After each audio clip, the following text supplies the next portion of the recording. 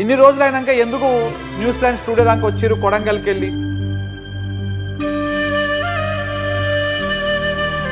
Sir నన్ను పంపించి మమ్మల్ని అరెస్ట్ చేసి ఇష్టం నన్ను కొట్టిపిస్తున్నారు సార్. ఏం రాలేదు ఓవరాక్షన్ అంటే అట్లా ఇట్లా అని చెప్పి ఇష్టం.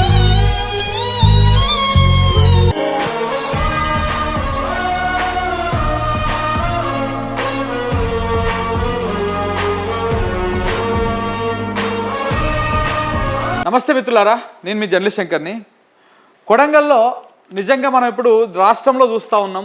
ఎవరైనా ప్రశ్నిస్తే కేసులు, ఎదురు తిరిగితే దాడులు, అరెస్టులు చేసుడు, జైల్లో పెట్టుడు, ఇవన్నీ మనము చూస్తూనే ఉన్నాం. రీసెంట్గా జర్నలిస్టులు అరెస్టులు కావచ్చు, లేకపోతే దాడులు కావచ్చు, ఇలా ఎవరైతే సోషల్ మీడియాలో ఇది తప్పు ఇది ఒప్పు అని చెప్పేసి పెడితే కేసులు కావచ్చు, ఇవన్నీ మనము గత 15 నెలల నుంచి కాంగ్రెస్ ప్రభుత్వ హయాంలో చాలా ఎక్కువ అయిపోయినాయి. ఇవన్నీ మనం చూస్తూనే ఉన్నాం. మరీ ముఖ్యంగా కొడంగల్లో ఈ విచ్చలవిడితనము, ఎవరైనా మాట్లాడితే వాళ్ళ మీద దాడులు చేయడము, కేసులు పెట్టడము, ఇది ఏదైతే ఉందో ఇది చాలా ఎక్కువైపోయింది. మనం కూడా ప్రభుత్వం వచ్చిన తర్వాత, కాంగ్రెస్ ప్రభుత్వం వచ్చిన తర్వాత ఆ అప్పాయిపల్లి గ్రామస్తుల భూములు గుంజుకోవడం కానీ, కొడంగల్లో ఫార్మాసిటీ భూములు గుంజుకోవడం కానీ, ఈ అన్నింటి గురించి మనం మాట్లాడినాం. అన్నింటి విషయాల్లో కూడా ఎక్కడ చూడండి మీరు కేసులు పెట్టి భయపెట్టడము, లేకపోతే దాడులు చేసి భయపెట్టడము, బెదిరించడం, ఇట్లాంటివి ఉన్నాయి.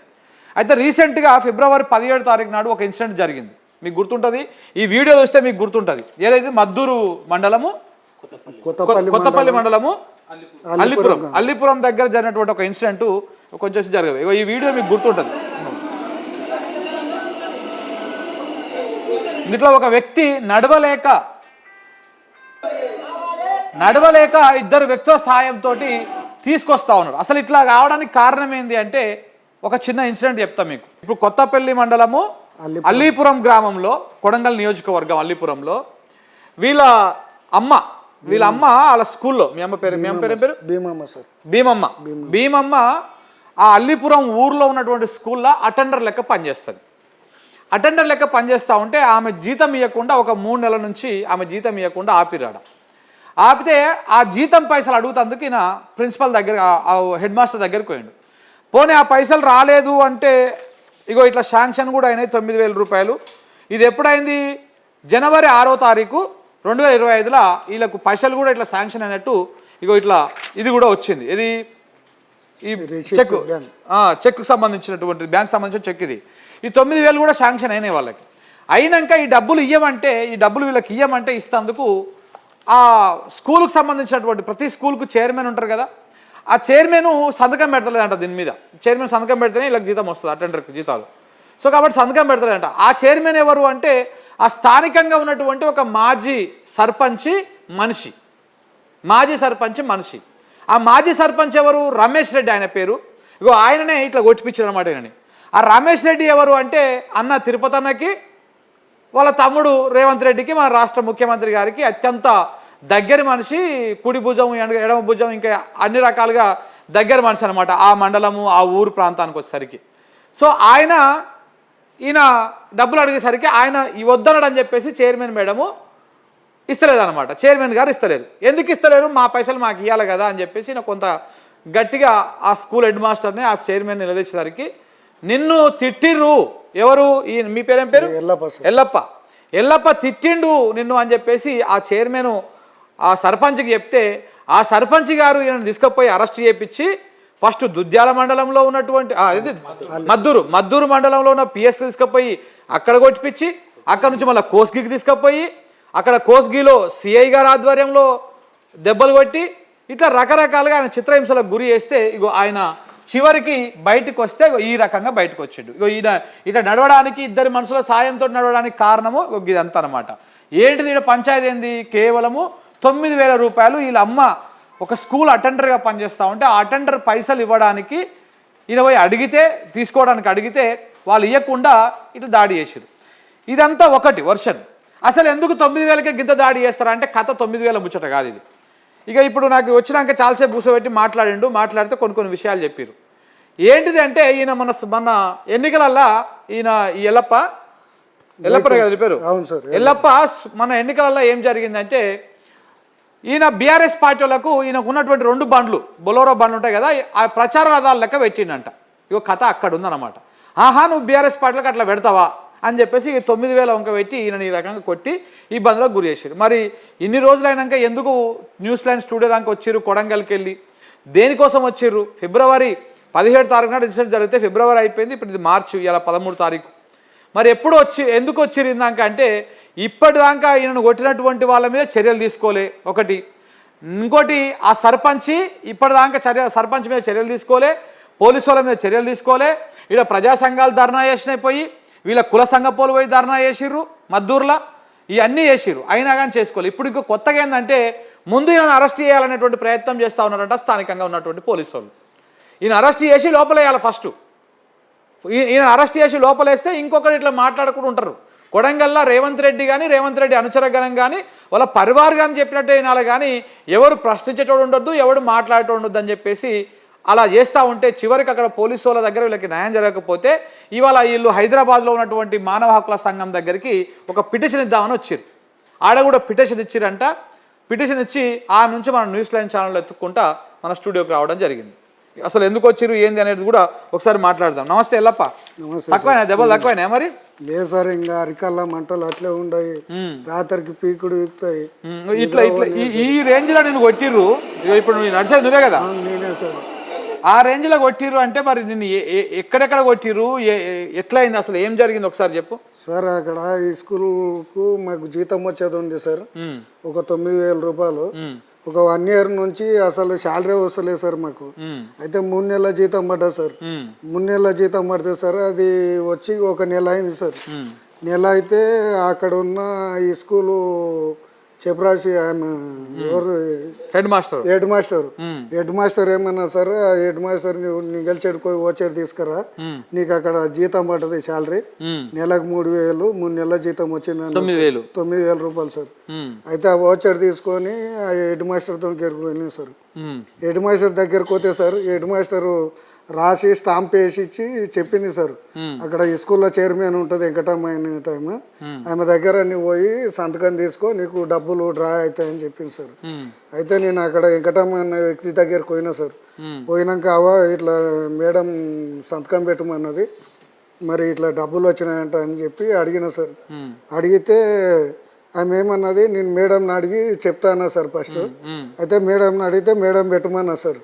పెట్టమన్నాక మళ్ళీ అడిగినా సార్, నేను ఏమైనావా తెలుసుకుంటా అని 2 days తర్వాత అడిగినా సార్.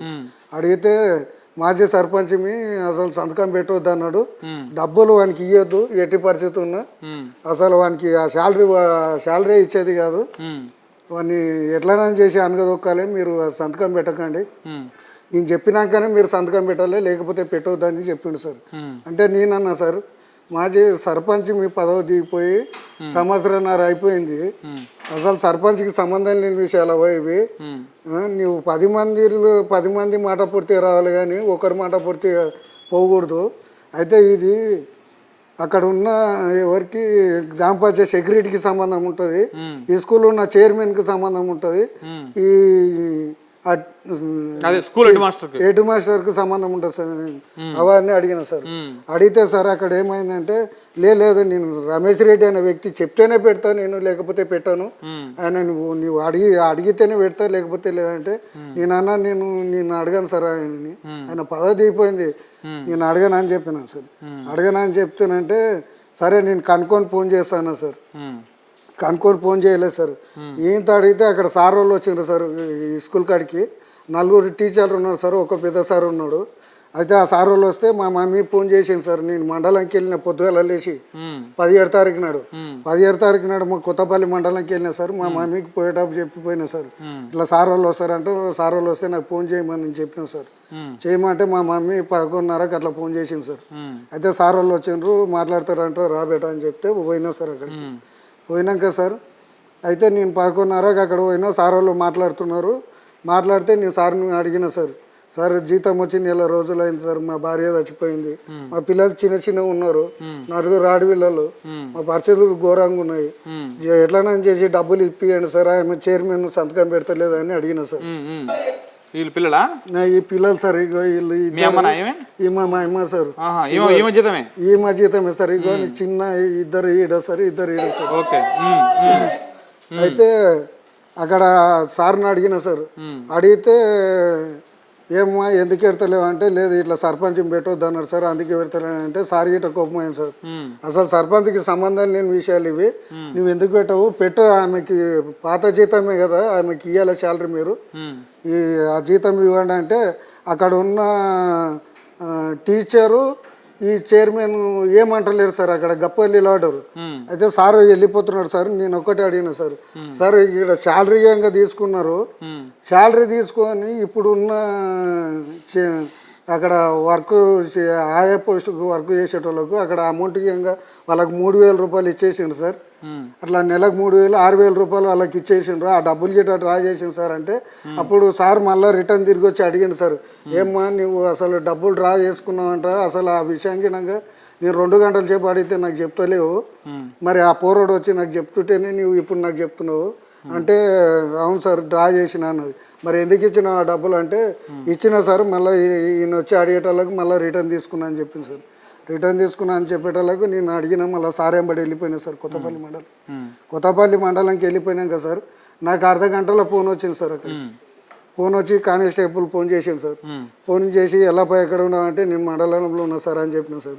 ఏమై అక్కడ గొడవ చేసినా అంటే, ఏం గొడవ చేసేది సార్, అక్కడ సార్ వచ్చిండు అడిగిన అమౌంట్ గురించి, నేను వచ్చినా అని చెప్పిన సార్. వచ్చినా అని చెప్పినాక అర్ధ గంట సేపట్లో మండలం లోపలికి వచ్చిండ్రు సార్ కానిస్టేబుల్. కానిస్టేబుల్ వచ్చి అసలు సార్ ముందర పేపర్లు పెట్టినా సార్, భూమి విషయంలో పేపర్లు పెడితే సార్ అసలు రెట్ట పట్టి ఇద్దరు కలిసి బయటికి గీడ్చుకొని వచ్చిండ్రు సార్. బయటికి గీడ్చుకొని వచ్చి ఏమైంది సార్, నేనేం చేసినా, అసలు ఏమన్నా గొడవ చేసినా, ఏమన్నా చేసినట్లుంటే ఊళ్ళో ఎంక్వైరీ చేయండి, ఎంక్వైరీ చేసి మీరు ఏం శిక్ష చేసినా ఇట్లా బరింపుకుంటా అని ఇట్లా పట్టుకపోకండి సార్ అని చెప్పినా సార్. లేదు సారు నారంపేట పోతాడంట, నీకు 5 నిమిషాలు మాకు చెప్పేది సార్కి చెప్పేసి పోదురా అని చెప్పి ఈడ్చుకొని బండి మీద ఎక్కించుకొని పోయారు. పోయిన తర్వాత సార్ అప్పటికి రమేష్ రెడ్డి అనే వ్యక్తి సార్ మాజీ సర్పంచ్, ఆ కానిస్టేబుల్ ఫోన్ల మీద ఫోన్లు చేస్తున్నారు సార్. ఎంత చెప్పా ఇంకా ఎప్పుడు పట్టుకొస్తున్నారు, ఇప్పటిదాకా ఏం చేస్తున్నారు, వాడు ఉండడా లేడా మండలంలో అని అడుగుతున్నాడు సార్. అడిగితే నేను అన్ని వింటున్నా సార్ వెనకాల. అయితే పోలీస్ స్టేషన్లోకి పోయినాను సార్, లోపలికి ఎంట్రీ అయినాము. ఎంట్రీ కాగానే ఎస్ఐ ఫోన్ చేసిండు సార్. ఫస్ట్ వాళ్ళ దగ్గర ఫోన్ చూసుకోండి అని చెప్పిండు సార్. ఫోన్ చూసుకొని ఫోన్ స్విచ్ ఆఫ్ చేసిండు సార్. ఎస్ఐ లంచ్ చేయడానికి పోయింది సార్. 15 నిమిషాలు వచ్చింది సార్. లంచ్ గిట్ట చేసిండో తెలియదు. అసలు వచ్చింది ఏ ఊర్రా బాయ్ అన్నాడు సార్. అంటే అలీపురం సార్ అని చెప్పిన. ఏం రా లంచ్ పడుకో ఓవర్ యాక్షన్ చేస్తున్నావు అంటే అట్లా ఇట్లా అని చెప్పి ఇష్టం వచ్చినట్లా మాట్లాడుతున్నారు సార్. మాట్లాడేటళ్ళకు నేను ఏమనలేదు అని చెప్పిన సార్. అనేటోళ్ళకి లోపలికి తీసుకుపోయి దన్న కొడుతూనే ఉన్నాడు సార్. అసలు ఏం చెప్పిన SI sir Vijay Kumar sir. అసలు ఎట్లా కొడుతున్నాడు అంటే సార్, అసలు ఒక ఘోరంగా కొడుతున్నాడు. అసలు ఈ చేతుల మీద, ఈ కాళ్ళ మీద, అసలు ఈ నడుముల మీద ఎక్కడ పడితే అక్కడ కొడుతున్నాడు సార్. అసలు ఫస్ట్ ఏమో చేయితో చెంపల మీద ఎక్కడెక్కడ కొట్టింది సార్. వెనకసి రాదు బెల్ట్, గోడ మీద బెల్ట్ ఉన్నది సార్, టైర్ బెల్ట్. ఆ టైర్ బెల్ట్ తీసుకొని ఇష్టం వచ్చిన కొడుతున్నాడు సార్. నేను ఒక్కటే చెప్పినా సార్, మీరు ఏదైనా రీజన్ ఉంటే కనుక్కోండి, కొట్టండి సార్. మీరు ఏం శిక్ష చేసినా ఇట్లా భరింపుతా కానీ ఇట్లా కొట్టకండి సార్, మీ కాళ్ళు మొక్కుతా సార్, మీ పుణ్యం వస్తుంది సార్ అంటే ఇంకా అసలు వినలేదు సార్. లంజా కొడుక నీ గురించి అన్ని తెలుసురా, నీ గురించి ఇంతకు మొదలు 2-3 కంప్లైంట్లు అయినాయంటే నేను ఒకటే చెప్పిన సార్, నీ ఏ కంప్లైంట్ చేయలేదు, ఎవరు చేయలేదు సార్, ఇది కావాలని నడిపిస్తున్నారు, మీరు అట్లా చేయకండి సార్, ఏదైనా ఎంక్వైరీ చేసి కొట్టండి అని చెప్పిన సార్. అయినా వినలేదు సార్. ఆడికి వెళ్ళి కొట్టింది కాక మళ్ళా అదే పోలీసు కాన్వాయ్లో తీసుకుని సార్ ఎస్ఐ, ఒక కానిస్టేబుల్, డ్రైవరు ఆడికి వెళ్ళి ఏడికి కోచ్కి తీసుకుపోయారు సార్. సిఏ ఆఫీస్ కాడికి ఆడికి తీసుకుపోయి అసలు సీఎం ముందల సార్ అసలు కూకున పెట్టి 2 కాళ్ళు చప్పబెట్టి అసలు ఎస్ఐ అనేటోడు 2 కాళ్ళ మీద నిలబడి సార్ రబ్బర్ బెల్ట్తో కొడుతున్నాడు సార్. అసలు పడిపోయినా సార్, అసలు ఏం చేయాలి, రబ్బర్ బెల్ట్తోనే సార్. అసలు కాళ్ళు మొక్తాని అసలు ఎంత పథంలన్నీ ఇడుతలేదు సార్. అసలు సీఐ ఇంకా ఎయ్యి లంచా కొడుకు నన్ను చూస్తే ఏమంటాడు సార్. అసలు ఘోరంగా అసలు కొడితే పడిపోయినా. అసలు 3:30 వరకు అర్ధ గంట సేపు కొట్టిన సార్. 3:30కి లేపినారు సార్ నన్ను. లేపి అసలు వచ్చి పడిపోయినా. దూపు అవుతుంది సార్ అంటే ఏం కాదు, నాకు నీళ్ళు ఇవ్వలేదు సార్. అసలు వాటర్ అసలు పెయి వైబ్రేషన్ వచ్చింది సార్. అసలు ఏమవుతుందో తెలియదు. గంట అయినాక ఏసై వచ్చి చెయ్యి పట్టుకొని చూస్తున్నాడు సార్. అసలు వైబ్రేషన్ వచ్చి నిలవడానికి సాయలేదు సార్. అర్ధగంట అయినాక నన్ను అక్కడ ఇక్కడ తిప్పుకుంటా సార్. ఈ పాదాల పైన అసలు వేసేసి తొక్కుతున్నారు సార్. అసలు ఇద్దరు బట్టి అసలు ఘోరంగా సార్ పరిస్థితి. అసలు ఆడికి వెళ్ళి కొట్టి మళ్ళీ నైటుకు 8:30, 9 గంటలకు ఎక్కించుకున్నారు సార్. ఎక్కించుకొని ఏమంటారు సార్ ఎస్ఐ, నువ్వు మళ్ళీ ఎవరు తిరగకూడదు, ఎవరికి ఫోన్ చేయకూడదు, ఎవరికి ఫోన్ చేసినా ఇంతకన్నా ఎక్కువ అవుతుంది నీకు, మళ్ళీ కొడతాం, మళ్ళీ ఇంతకన్నా ఎక్కువ అవుతుంది, డబల్ అవుతుంది. నీ తరపున ఎవడు వచ్చినా నీకన్నా డబల్ అవుతుంది వాళ్ళకు. అసలు నువ్వు ఏం మాట్లాడొద్దు, ఎవరిని చోలుకోకూడదు, ఏమున్నా కానీ నాకే అడగాలి, నన్నే చేయాలి. ఎస్ఐ నీకు డబ్బులు కావాలి కదా, రేపు పొద్దుగలరా నేను ఇప్పిస్తా డబ్బులు, వాళ్ళు ఇవ్వకపోతే నేను ఇస్తా. నువ్వు ఆ ఊళ్ళో ఎవరికి ఫోన్ చేయొద్దు, ఎవరికి కలవద్దు, ఎవరికి చెప్పకూడదు. ఎవరికి చెప్పినా అంటే ఇంతకన్నా ఎక్కువైతుంది, ఏడున్నా నేను తీసుకొచ్చి ఇంతకన్నా డబ్బులు కొడుతూ అంటున్నాను సార్. సో అట్లా వాళ్ళు ఆ రోజు కొట్టిర్రు, ఇక మీరు ఇట్లా వచ్చిర్రు, ధర్నా చేసిర్రు, ఇదంతా అయ్యింది. మరి ఎందుకు మళ్ళీ ఇయ్యాలి, ఎందుకు రావాలనిపించింది? మరి హైదరాబాద్కి ఎందుకు వచ్చిర్రు? మళ్ళీ దేనికి వాళ్ళ మీద ఏమైనా చర్యలు తీసుకోలేదా, కేసు పెట్టలేదా ఎవరి మీద? అసలు సార్ యాక్చువల్గా మళ్ళీ రోజు 18వ తారీఖు నాడు సార్, 18వ తారీఖు నాడు మా సంఘాల్లో ముద్రా సంఘం వాళ్ళకి అందరికి ఫోన్ చేసిన సార్. సంఘాలు వచ్చినాయి, పెద్ద ఎత్తున ధర్నా చేసినాం సార్. ఏడా ఆఫీసు ముందర నాకు ఇట్లా అన్యాయం జరిగిందని మా సంఘాలు అన్నీ వచ్చి ధర్నా చేస్తే సార్, అక్కడ సిఐకి ఇచ్చినాం సార్. సిఐకి లెటర్ ఇచ్చినాం సార్, ఇట్లా మాకు అన్యాయం జరిగింది, నీ ముందరనే జరిగింది, నీవే కొట్టిపించినావు, నాకు న్యాయం చేయాలి, అసలు ఏం జరుగుతుంది, దీని వెనకాల దీని చర్యలు తీసుకోవాలని చెప్పి అడిగినాం సార్. అక్కడ ఇచ్చినాం సార్, లెటర్ ఇచ్చి ఆ లెటర్ తీసుకొని మళ్ళీ ఎస్పీ దగ్గరికి పోయినాం సార్. ఎస్పీ సార్కి ఇంకా లెటర్ ఇచ్చి అసలు అదే టైంలో నన్ను వేసుకొని పోయినారు సార్. వెహికల్స్ వేసుకపోతే అసలు నడవనికి రాలేదు సార్. అసలు ఇద్దరు కలిసి సార్ ముందరికి ఇవ్వకుండా సార్. సార్కి అసలు ఎవడు ఇచ్చి కొట్టే రోజులు అని అడిగింది సార్. ఎవరు ఎస్పీ? మరి ఇప్పుడు ఎందుకు మళ్ళీ ఎందుకు హైదరాబాద్ దాకా మానవ హక్కుల సంఘం దాకా ఎందుకు పోయినావు? మరి సార్ మాకు ఎక్కడ న్యాయం జరుగుతలేదు సార్, న్యాయం ఎక్కడ జరుగుతలేదు. అసలు ఈ కాంగ్రెస్ ప్రభుత్వం అనేది మొత్తం కుట్రలు చేస్తుంది సార్ మొత్తానికి. అది సో అక్కడ ఆయన రమేష్ రెడ్డి మొత్తం చెప్తున్నాడు సార్, చేపిస్తున్నాడు. మరి ఇప్పుడు మానవ హక్కుల సంఘం దగ్గర పోయినాం సార్. పోయి అదే ఎత్తుకుంటా వీడికి వచ్చి మీకు చెప్పుదామని వచ్చినాం సార్. అట్లా మా బాధలు. సో ఇది అంటే ఒక వ్యక్తిని 9,000 కోసం కొట్టిర్రు, విచక్షణ రహితంగా కొట్టిండు ఆయన. సిఐ ముంగల ఎస్ఐ ఆల్రెడీ మద్దూరు పిఎస్లో కొట్టిండు. తర్వాత ఇక్కడికి వచ్చి మళ్ళీ కోస్గికి వచ్చి కోస్గిలో కూడా మళ్ళీ కొట్టిర్రు. 2 కాళ్ళు పెట్టి ఆ కాళ్ళ మీద అది పెట్టి కొట్టిరు. మళ్ళీ ఇప్పుడు ఈ రకంగా అంటే ఎంత అరాచకమైనటువంటి పాలన కొనసాగుతూ ఉందో కొడంగల్లో మనం చూస్తూ ఉన్నాం.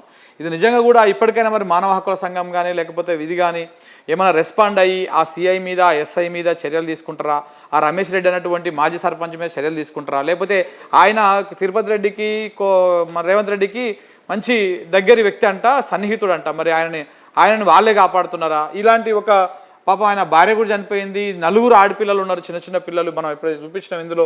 వాళ్ళ అమ్మ ముసలమ్మ, ఆమె చేతగానామ ఉన్నది. ఇప్పుడు ఆయన ఇట్లా ఇబ్బందులకు గురి చేసి నడవలేకుండా కొట్టి ఆరోగ్యం ఖరాబ్ చేసి ఇప్పుడు ఇన్ని రకాలుగా ఇబ్బందులు పెడతా ఉన్నారు. మరి ఇప్పటికైనా రేవంత్ రెడ్డి గారు ఏమున్నా మా అన్ననే చూసుకుంటారని చెప్తా ఉన్నాడు కొడంగల్లా. మరి ఈ దెబ్బలు ఇవన్నిటి వ్యవహారంలో కూడా మరి ఒకసారి మీ అన్నగారు లేకపోతే మీరు మాట్లాడి ఆ రమేష్ రెడ్డి ఎందుకు ఇట్లా వేయాల్సి వచ్చింది, ఆ పోలీసు వాళ్ళు ఎందుకు ఇట్లా కొట్టాల్సి వచ్చింది ఒకసారి మాట్లాడితే బాగుంటుంది. ముఖ్యమంత్రి నియోజకవర్గంలోనే గిట్లా ఒక పేద వ్యక్తి ఇట న్యాయం కోసం హైదరాబాద్ దాకా రావడం, మానవ హక్కుల సంఘం దాకా పోవడం అంటే అది వాళ్ళకే ఇజ్జత్ సవాలన్నమాట. సో కాబట్టి ఇప్పటికైనా ఎవరైతే పోలీసు వాళ్ళు కొట్టారో వాళ్ళ మీద అట్లాగే రమేష్ రెడ్డి మీద చర్యలు తీసుకోవాలని కోరుకుందాం. చూద్దాం, ఒకవేళ మళ్ళీ వాళ్ళు ఏమీ న్యాయం చేయలేకపోతే మనం కూడా ఇంకొంచెం స్ట్రాంగ్గా మీ వాయిస్ వినిపిద్దాం. నాకు న్యాయం జరిగే వరకు నాకు అండగా ఉండాలి సార్. ఏం కాదు, ఓకేనా? రైట్.